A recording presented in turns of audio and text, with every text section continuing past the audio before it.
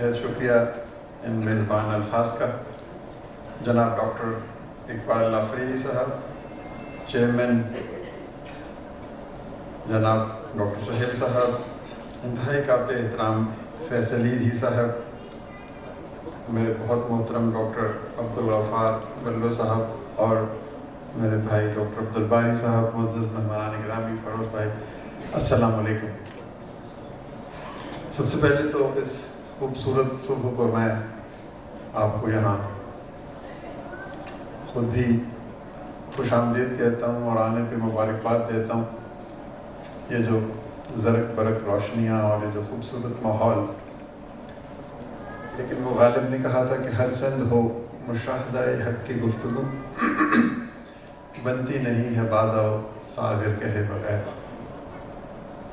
ہم نے دو طرح کے پاکستان بنا رکھے ہیں، ایک طرف خوشیاں ہیں، مسرتیں ہیں، عافیت ہے، زندگی ہے، کہے ہیں، گھر ہیں، امیدیں ہیں، مستقبل ہے، کیریئر ہے، دولت ہے، اقتدار ہے، اور جیسا میں نے ذکر کیا یہ کمیں ہیں، یہ سنگ و خشت کے بلند و بالا ایوان ہے۔ لیکن ایک اور طرح کا پاکستان بھی ہے جس میں دکھ ہے، درد ہے، آنسو ہیں، آہیں ہیں، گریہ وزاری ہیں، نا آسودہ خواہشیں ہیں، کسوہ پرسی ہے، استحصال ہے، محرومی ہے، بیچارگی ہے۔ وہ جو یہاں تک بھی ہوتا تو شاید کچھ غنیمت تھا، لیکن اس پاکستان میں امید بھی باقی نہیں رہی۔ جو کہتے ہیں کہ بڑھ گئی ہے نا امیدی اس قدر، آرزو کی آرزو ہونے لگی۔ یعنی ایسے لوگ ہیں جن کے دامن امید میں کوئی ایک کونپل بھی نہیں ہے جس کے سہارے وہ زندگی بسر کر سکے۔ تو خواتین و حضرات، پہلا سوال تو یہ ہے کہ یہ ملک کیوں بنا؟ پاکستان ہم نے کیوں اس کے لیے بزرگوں نے قربانی دی؟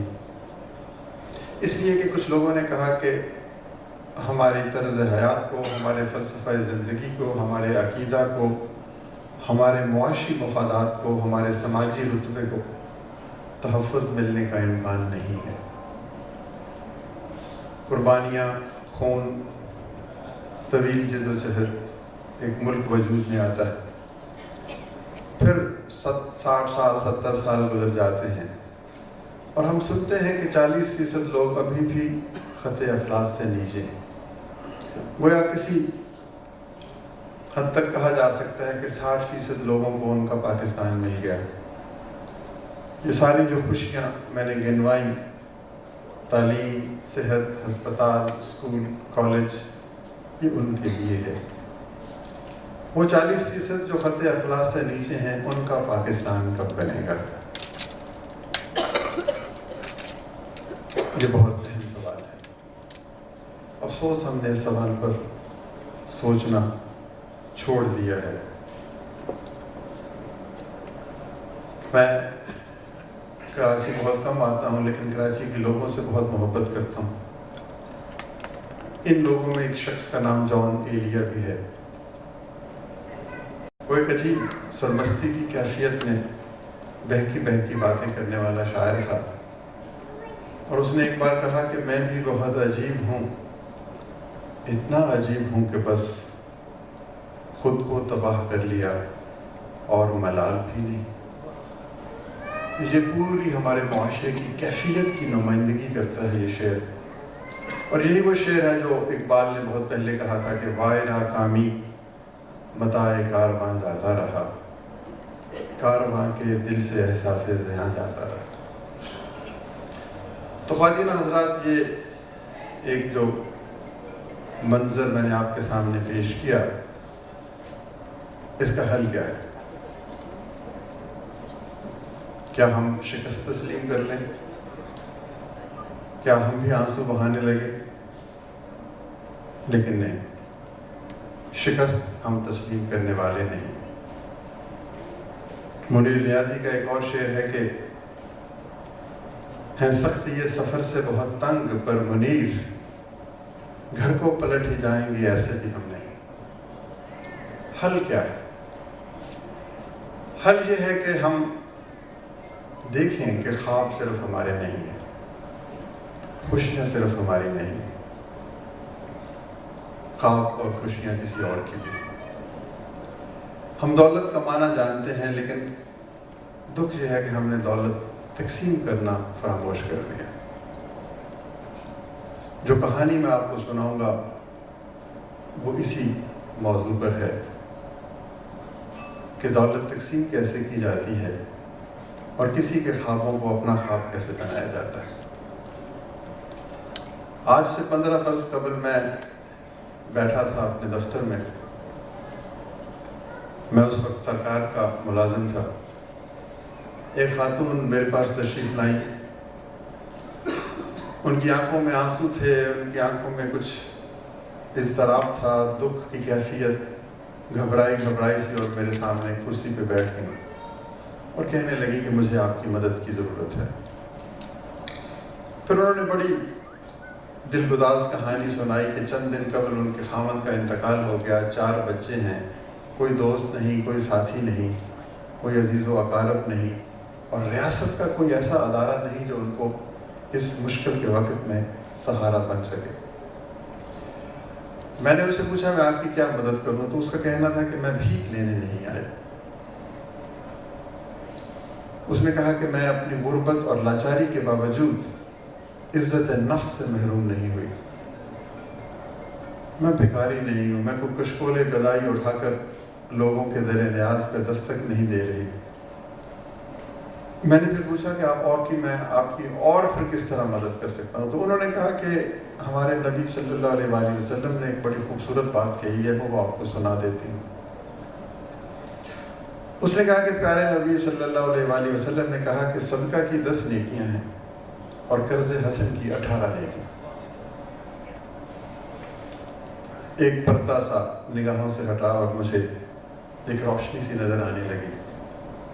ہم نے 10,000 روپے جمع کر کے اس عورت کو قرض حسن دیا۔ اس نے کہا کہ قرض بھی لوں گی اور سود بھی نہیں دوں گی، بھیک میری عزت نفس پہ بوجھ ہے اور سود میری دینی اقدار پر ایک داغ ہے، نہ میں وہ بوجھ اٹھانا چاہتی ہوں، نہ خود کو داغدار کرنا چاہتی ہوں۔ 10,000 روپے قرض حسن آپ، میں، ہم سب پہلے بھی دوستوں کو، عزیزوں کو قرض حسن دیتے ہیں، لیتے ہیں۔ اس 10,000 سے اس خاتون نے سلائی کی 2 مشینیں خریدیں اور پھر دن رات محنت کرنے لگی، وہ اور اس کے بچے۔ اتنی محنت کہ گھر کا خرچہ چلنے لگا، بچے اسکول جانے لگے، اور پھر اسی پہ نہیں اکتفا، اس 6 ماہ میں اس نے اپنی ایک بچی کی شادی بھی کر دی۔ میں اس واقعہ کو تقریباً بھول چکا تھا، لیکن پھر پورے 6 ماہ کے بعد اپنے وعدے کے مطابق ایک بار پھر وہ عورت میرے سامنے بیٹھی تھی۔ اس بار اس کی آنکھوں میں آنسو یا اضطراب یا دکھ کی کیفیت نہیں تھی، بلکہ ایک اعتماد تھا، ایک روشنی تھی، ایک زندگی تھی، جیسے کوئی شخص طویل جدوجہد کے بعد کامیابی کی منزل سے ہمکنار ہوتا ہے اور پھر بتانے آتا ہے کہ ہم وہ نہیں ہیں جن کو زمانہ بنا گیا۔ اس عورت نے اپنے دوپٹے کے پلو سے 10,000 روپے نکالے اور مجھے واپس کرتے ہوئے کہا کہ آپ کا خیال تھا کہ میں نہیں آؤں گی، لیکن میں آپ کے سامنے موجود ہوں اور یہ آپ کے 10,000 روپے۔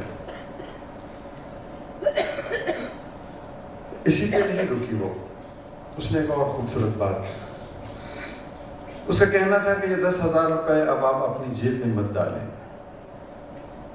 یہ 10,000 روپے کسی اور کو دے دیں، ان میں بہت برکت ہے۔ مجھے یقین ہے کہ جس طرح میری زندگی تبدیل ہوئی، کسی اور کی زندگی بھی تبدیل ہو گئی۔ تو یہ دوسری حیرت کا ایک دوسرا باب کھلا میرے سامنے کہ اس نے 10,000 روپے بھی واپس کیے اور پھر یہ بھی کہا کہ خوشی صرف میری نہیں ہے، اس کو آگے بڑھنا چاہیے۔ ایک حلقہ میں ہوں اس کا، دوسرا حلقہ ہے تو، دور تک پھیلا ہوا ہے سلسلہ زنجیر کا، ایک اور چراغ، ایک اور چراغ۔ ظلمت قدائے جہاں میں جتنے چراغ روشن ہوں گے اتنی ہی اندھیرے کم ہوں گے۔ خواتین و حضرات، وہ ایک بڑا لافانی لمحہ تھا، ایک ایسا لمحہ جب بہت سے راز منکشف ہوتے ہیں، بہت سے پردے اٹھ جاتے ہیں اور انسان کو ایک راستہ سا نظر آتا ہے، جگنوں کی ایک قطار۔ ہم نے سوچا کہ اگر ہمارے پاس ایسے بہت سے 10,000 روپے ہوں تو ہم ایسے بہت سے لوگوں کی زندگی بدل سکتے ہیں۔ اور پھر میں دوستوں کو آواز دینے لگا۔ چند ہی دنوں میں 2 لاکھ روپے جمع ہو گئے اور ہم نے اسی کچی بستی میں جہاں سے وہ عورت آئی تھی جا کر یہی دعوت دینے کا آغاز کیا جو آج کی تقریب کا عنوان ہے۔ ہم نے کچھ ریڑھی والوں کو ڈھونڈا، کچھ سائیکل پنکچر والے لگانے والے تھے، کوئی موٹر سائیکل کو ریپیئر کرنے والا تھا، کوئی عورت گھر میں لفافے بناتی تھی، کوئی کشیدہ کاری کرتی تھی، کوئی سلائی کی مشین چلانا جانتی تھی۔ ان کو اکٹھا کیا اور کہا کہ آپ کو اپنے کاروبار میں اضافہ کے لیے یا نیا سے کاروبار شروع کرنے کے لیے اگر سرمایہ کی قلت کی مجبوری ہے تو ہم آپ کو قرض حسن دے سکتے ہیں۔ ان سب نے 15-20 ہزار روپے لے لیے اور پھر سے وہی کہانی، پھر سے وہی شب و روز، پھر سے وہی خوشیوں کی ایک لہر۔ 7-8 ماہ گزرنے کے بعد یہ 2 لاکھ روپے بھی واپس آ گئے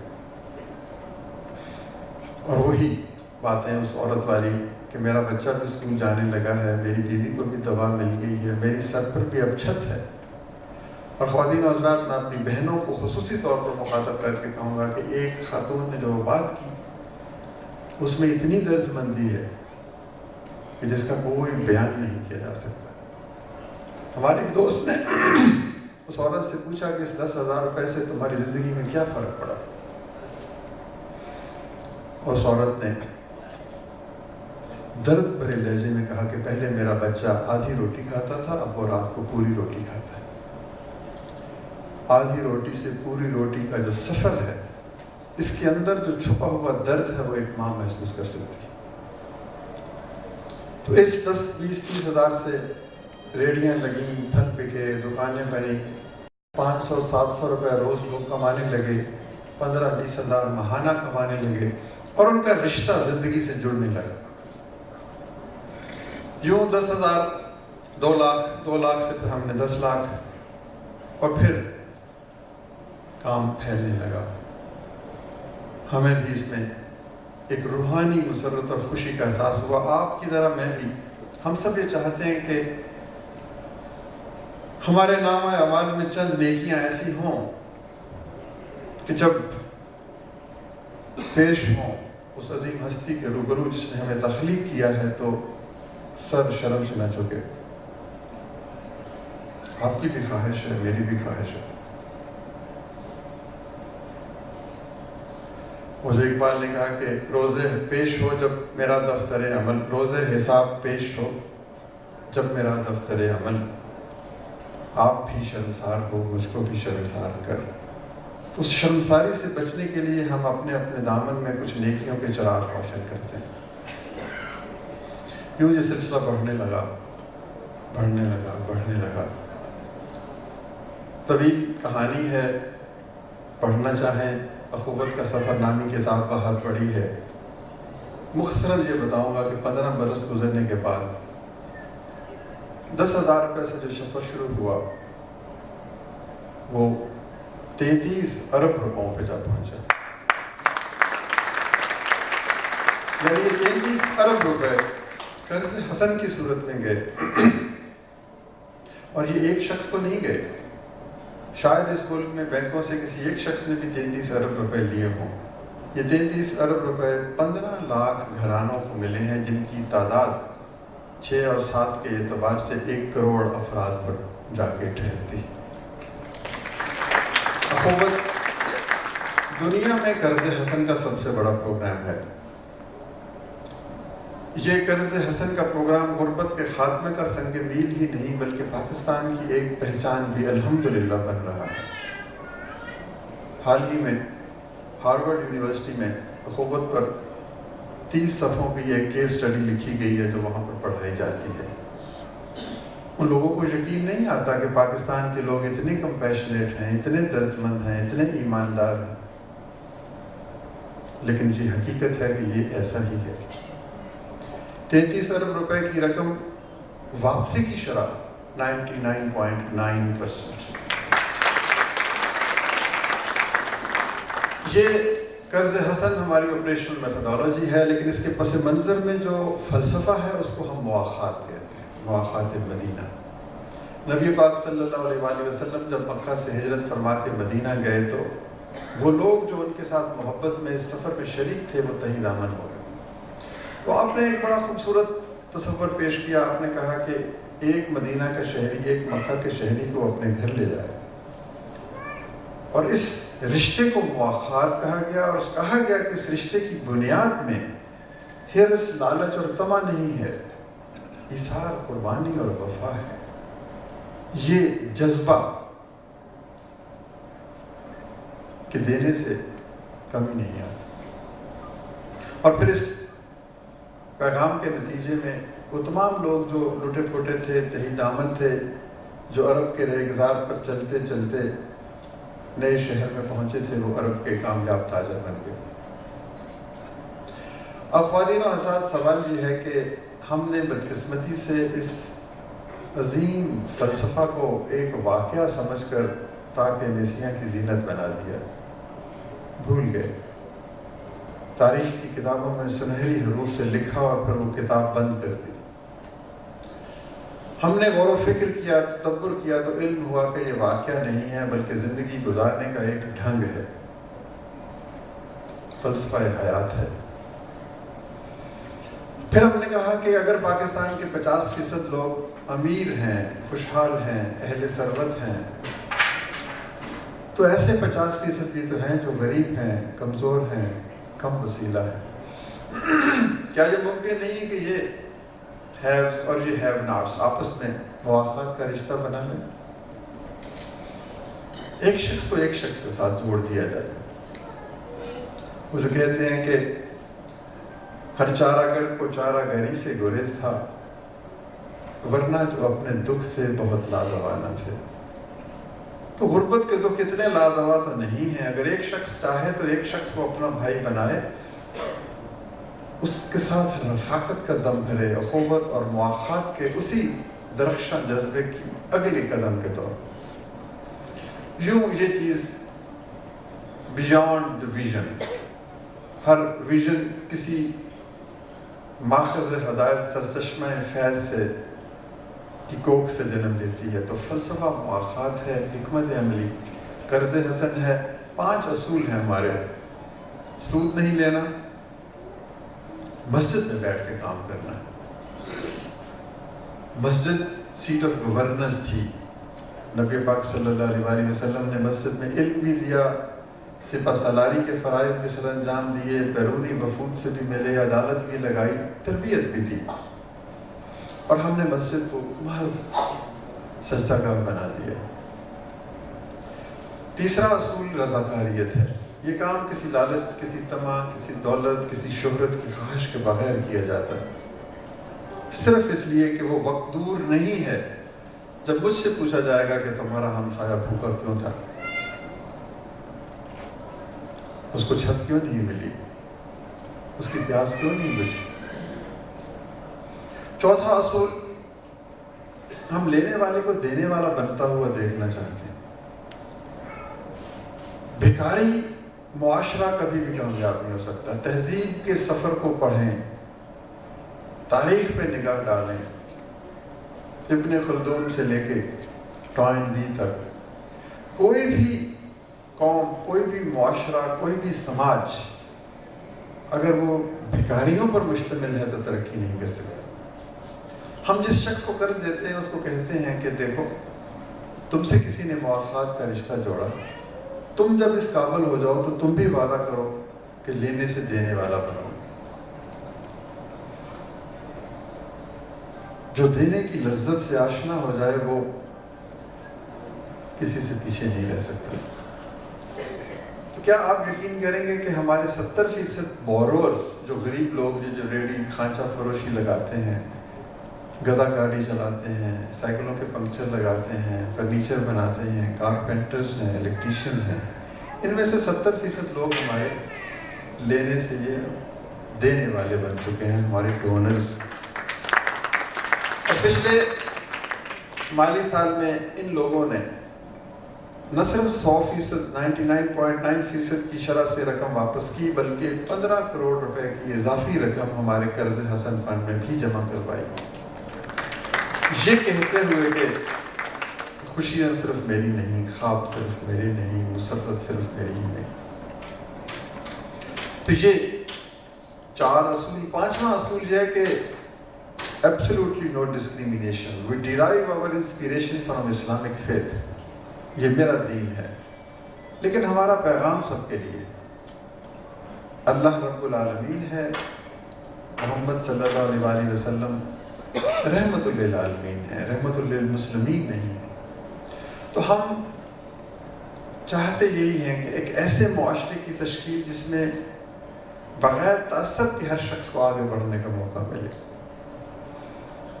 اور یہ کام مسجد میں بھی ہوتا ہے، مندر میں بھی ہوتا ہے، چرچ میں بھی ہوتا ہے۔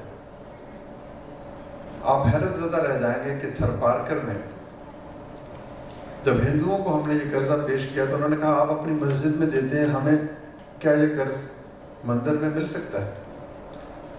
اور جب مندر میں ان کو قرض ملا کہ اسلام کے پیغام میں مواخات کے تحت ہم نے قرض دیا ہے، تو ان کی آنکھوں سے آنسو رواں تھے اور انہوں نے اس کو بھگوان بینک کا نام دے دیا۔ یہ وہ پیغام ہے جو اللہ کے نبی نے دیا کہ ہمیں اس دریا کی طرح ہونا ہے جو کسی کو پانی پینے سے انکار نہیں کرتا، اس درخت کی طرح جس کے سائے میں تھکا ماندہ ہر شخص پناہ لے سکتا ہے۔ میں بہت زیادہ طویل گفتگو اور نہیں کرنا چاہوں گا، یہ کہانی تھی اخوت کی۔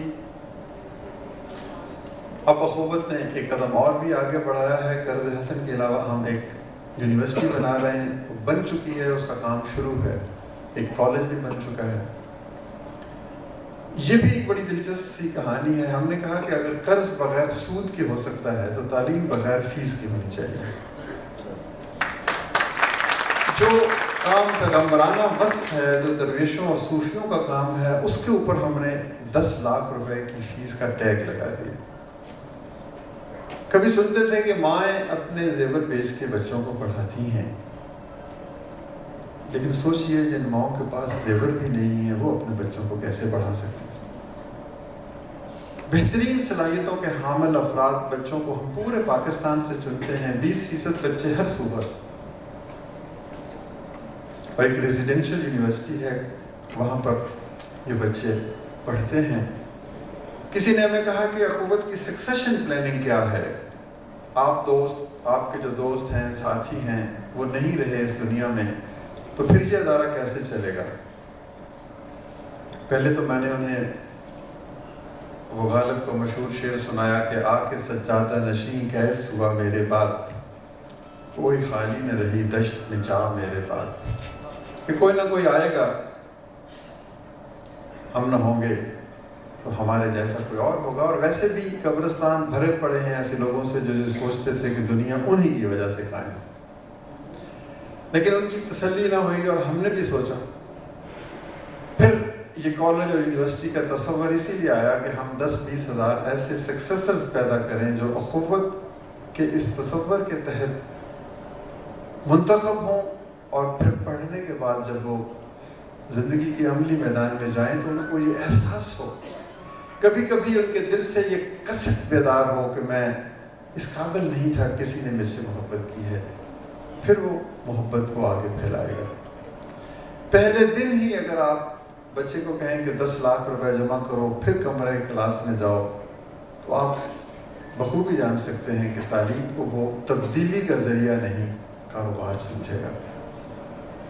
ہم بچوں کو کہتے ہیں کہ نہیں، پہلے 10 لاکھ جمع نہیں کرواؤ، پہلے کمرہ جماعت میں داخل ہو جاؤ، پڑھ لو، 10 سال بعد جب اس قابل ہو جاؤ کہ واپس لوٹا سکو تو یاد کرنا کسی نے تم سے محبت کا رشتہ جوڑا ہے۔ ایک ستم ظریف نے کہا کہ اگر وہ 10 سال بعد آپ کے پیسے واپس نہیں کرے گا تو پھر آپ کیا کریں گے؟ تو میں نے کہا کہ ایک نظر اخوت کے 16 لاکھ گھرانوں تو ڈالو، کیا کسی نے دھوکہ دیا؟ اور پھر چلیں آپ کی بات مان بھی جائے لیں کہ وہ شخص ہمیں بھول جائے گا، تو بات یہ ہے کہ اگر کوئی شخص 4 سال 5 سال ایک ایسے ادارے میں تعلیم حاصل کرتا ہے جو مواخات مدینہ کی بنیاد پر قائم ہے، اور پھر وہ اس سبق کو بھول جاتا ہے، تو سزا اس کو نہیں ملنی چاہیے، سزا تو ہمیں ملنی چاہیے کہ ہم نے کیا پیغام دیا اس کو۔ تو یہ اخوت یونیورسٹی ہے۔ یونیورسٹی بنانے کے لیے ہم چلے تو ہمارے دامن میں کوئی مال و دولت نہیں تھی۔ انیس دم کا بھروسہ نہیں، ٹھہر جاؤ، چراغ لے کے کہاں سامنے ہوا کے چلے۔ بہت سے لوگوں نے کہا کہ آپ کے پاس تو کوئی پیسہ نہیں۔ ہمارے آرکیٹیکٹ نے کہا پہلی بلڈنگ جب تعمیر ہو گئی اس کی قیمت 50 کروڑ روپے ہوگی۔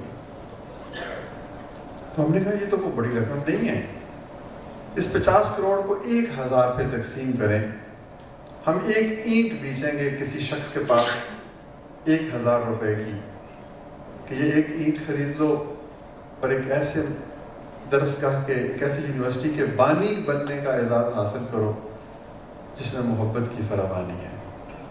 تو 5 لاکھ اینٹیں بنی،